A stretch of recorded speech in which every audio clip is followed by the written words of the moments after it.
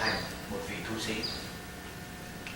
Nếu mà muốn xuất gia làm một tu sĩ của Phật giáo á, thì phải có cái chánh nhân. Cái chánh nhân là sao? Là phải vì mình giải quyết cái vấn đề sanh tử, rồi á giải quyết cái vấn đề sanh tử cho tất cả chúng sanh. Cái đó mới là cái chánh nhân. Nếu mà chỉ vì mà sự nghiệp thất bại, hoặc là ở trong gia đình nó lộn xộn, dài già, chữa động, đánh động cái gì đó, hay là mà thức luyên ái gì đó, thất tình gì đó, cái đó là không phải là chánh nhân. Cái đó là ở trong Phật giáo nó không có quan niệm mấy cái đó. Nó càng phải cái chánh nhân. Cái xuất gia đó kêu bằng cái việc đại trượng phu á, là cái chuyện rất tích cực, vì mình, vì tất cả chúng sanh, không phải là chỉ là lợi ích cho mình, hay lợi ích cho tất cả chúng sanh, là cái việc chuyện mà rất tích cực. Còn bây giờ nhiều người hiểu làm cho đó là bỏ nhà bỏ cửa đi tu là tiêu cực. Cái đó là sai lầm. Còn á, nếu mà có cái chánh nhân á, thì mấy cái kia là không có thành vấn đề. Khi tham thiền, câu thoại vừa khởi lên thì hình ảnh cũng hiện lên. Chẳng hạn như câu tham khi chưa có trời đất thì hình ảnh của trời đất hiện ra. Như vậy có đúng không? Khi sự kiện đó xảy ra, ta phải điều chỉnh việc tham thoại đầu bằng cách nào? Cái tham thoại đầu đó, cái mục đích là muốn phát khởi cái nghi tình, tức là làm cho cái bộ óc chỉ có cái không biết thôi, dùng cái không biết của bộ óc để cắt dứt tất cả biết của bộ óc. Cái đó là cái mục đích mà tham thoại đầu đó. Còn bây giờ nếu mà hiện ra cái cảnh đó thì biết, cái bộ óc mà biết được cái cảnh đó thì là biết là sai. Có biết là sai, bất cứ biết cái gì đều là sai, là vọng tưởng. Chỉ cần cái không biết đó, Ngài Khe thường dạng hoài đó, tức là chỗ hàm sâu vô minh đó, chỗ đen tối đó, không biết chỗ đen tối đó là cái gì. Bởi vậy cái minh là sáng, vô minh là tối. Tức là mình phải nhìn thẳng chỗ mà đen tối mịt mù đó, không biết chỗ đen tối mịt mù, chỗ đó là cái gì. Không biết là cái gì, tức là cái nghi tình. Cái thằng mà thiện ích á, hỏi đạo đó, thì cái trả lời nhiều lắm, đều là kêu bằng nhìn thẳng chỗ mà nằm sâu vô mình đó, chỗ đen tối mịt mù đó. Bạch thầy là đúng là Ngài Nguyệt Khê có luôn luôn khai thị là phải nhìn sâu vào cái hầm sâu vô minh đen tối mịt mù để phá tan.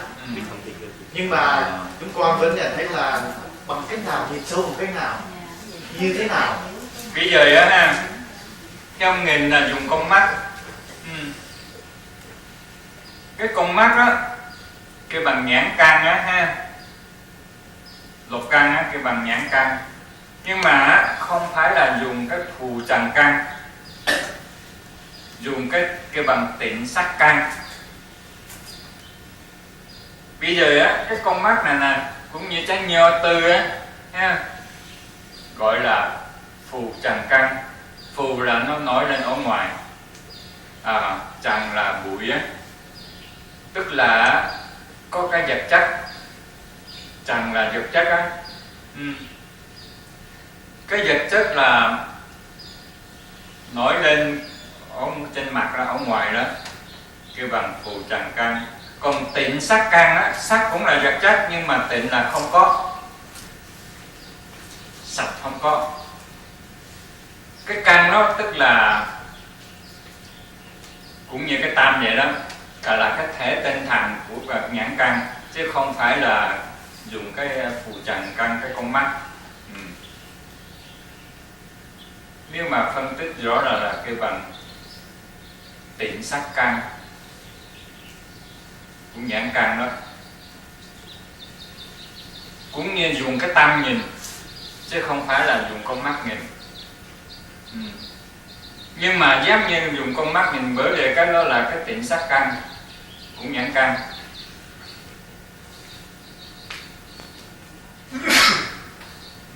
Sư phụ, xin dùm sâu đen tối đó. Thì nếu mà bây giờ mình ngồi như thế này, ngồi ở một chỗ, mình nhắm mắt lại, mình thấy cái màn đen tối đó, thì cái đó mình có thể nói là cái hầm sâu đen tối. Hoặc là mình nhìn xuống cái chiếu khi mình mở mắt lim dim đó, và mình không nhìn thấy cái chiếu nữa, tức là mình đẩy con mắt của mình nó không nhìn cái chiếu nữa, cái hình ảnh nó không vào trong mắt nữa, thì cái đó cũng có thể nói là cái hầm sâu vô minh được, bởi vì mình không có thâu nó được. Nhưng mà khi làm việc đó thì mình phải nhìn cái việc làm của mình, thì lúc bây giờ làm sao mình... Bây giờ nếu mà có đối tượng để nhìn á thì sai. Kêu bằng vô minh á là khi một niệm chưa sanh khởi đó, gọi là thoại đạo đó. Một niệm chưa sanh khởi cũng là vô thủy vô minh, cũng gọi là thoại đạo. Mà chỗ một niệm chưa sanh khởi á thì không có cái nhất niệm vô minh mà để biết cái đối tượng đâu. Bây giờ nếu mà lấy cái gì để làm đối tượng đều là sai, không có đối tượng. Sư phụ, nếu như thế... Cho nên chỉ là nhìn chỗ mà không biết nó là cái gì đó. Vì muốn phối hợp với cái nhã vô minh cho đó là đen tối, chứ không phải là có cái cảnh đen tối.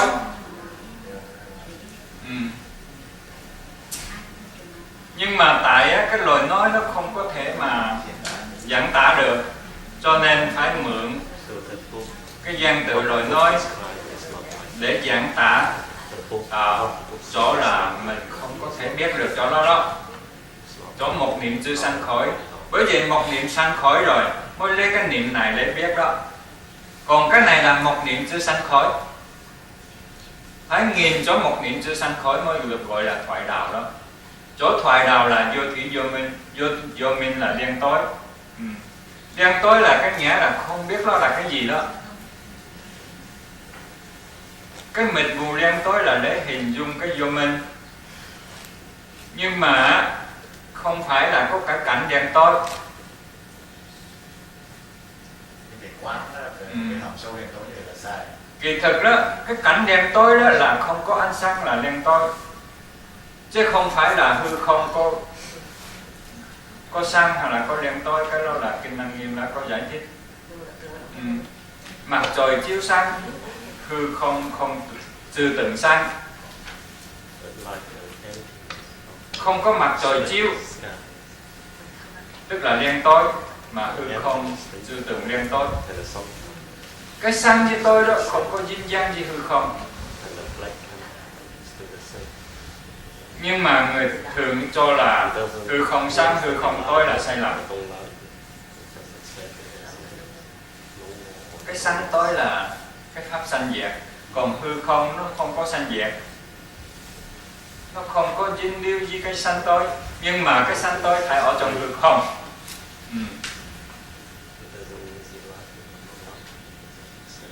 Cũng như bây giờ mình sanh tử ở trong cái Phật tánh, mình sanh tử, luôn cả hư không cũng là ở trong Phật tánh đó. Nhưng mà mình không biết, mình còn muốn đi tìm.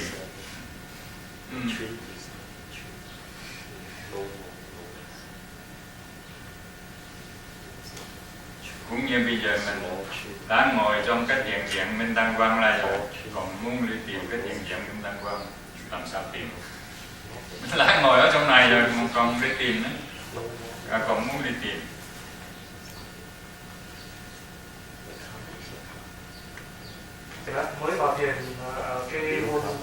tông đó, Phật Sư Thiền đó, thì những cái tập khí về vấn đề dùng ngũ căn để mà thâu nhận những cái vật này vật kia đó, nó vẫn còn nhiều lắm. Thì khi mà làm việc đó, không thể nào tránh nổi cái mà sử dụng cái nhãn căn để mà nhìn những cái vật để mình làm được. Thì lúc đó thay vì tham thoại đầu đó, thì mình có thể mình niệm thoại đầu lúc đó được không? Được. Lúc mà mình căn công phu chưa có đến mức đó, thì mình cứ xài lục căn á. Mà lúc xài lục căn á, mình không có giữ được cái nghĩa trình á, giữ được cái niệm cũng được á. Rồi tập làng á, tới chừng mà thiệt á, nghiên tình giữ được á, thì nó cũng làm xong công việc vậy. Cũng như mà nói Trương Quốc Anh nè, bác sĩ Thuận nè, cô Hằng Hiền nè, nó giữ được nghi tình thì nó hoàn thành cái tác dụng của bộ óc á. Khỏi cần qua bộ óc nhưng mà làm xong cái công việc xài óc.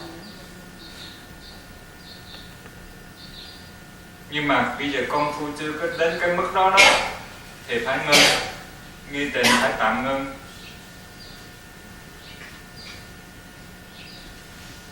Chừng nào công phu đã đến mức đó thì nó tự động, nó khỏi cần ngưng. Bộ óc không biết nó cũng vẫn làm việc như thường, mà lại mau hơn, lại nhanh hơn, lại mà tốt hơn nữa. Thưa sư phụ, con có một nghi nan thêm nữa là khi ta tham thoại đầu đó, ta không hiểu đó, thì ta chỉ giữ cái niệm không hiểu, hay là ta chỉ giữ cái không hiểu đó, không biết, hay là ta thêm một cái niệm không biết ở đó nữa? Chứ Không có thêm. Chỉ có một không biết, là không biết làm sao có hai được. Một không biết là đủ rồi, còn làm sao có hai cái không biết. Hai cái không biết thì là biết rồi, biết có hai tức là biết rồi. Tức là ý con muốn hỏi là như này, khi mà tham câu thoại đầu đó, mình chỉ cảm thấy mình không biết thì mình tham tiếp, hay là mình tham câu thoại đầu và đồng thời mình trả lời cái tiếp theo đó là không biết? Không có cần trả lời. Khi tôi hỏi thử nó thành đúng hay không á, mới phải trả lời. Còn nếu mà tự mình hỏi á, không biết thì trả lời không được rồi. Cái hỏi thì phải có đáp là trả lời, nhưng mà không biết thì làm sao trả lời? Không biết thì trả lời không ra. Tới chừng mà thình lình trả lời ra là chánh tánh. Nhưng mà tới chừng nói là thình lình trả lời ra được, chứ không phải là trả lời, là phát hiện cái bản thể khắp vũ trụ, khắp không gian thời gian. Thì cái đó là thay cho cái trả lời đó. Nhãn căn, nghĩ căn đó đều là dùng cái tịnh sắc căn, chứ không phải là cái phù trần căn. Cũng như lỗ tai nè, thì ở trong kinh Lăng Nghiêm nói là như cái la mà cung ấy đó, cái đó là phù trần căn. Còn cái tịnh sắc căn á thì nói là cũng là cái nghĩ thức á.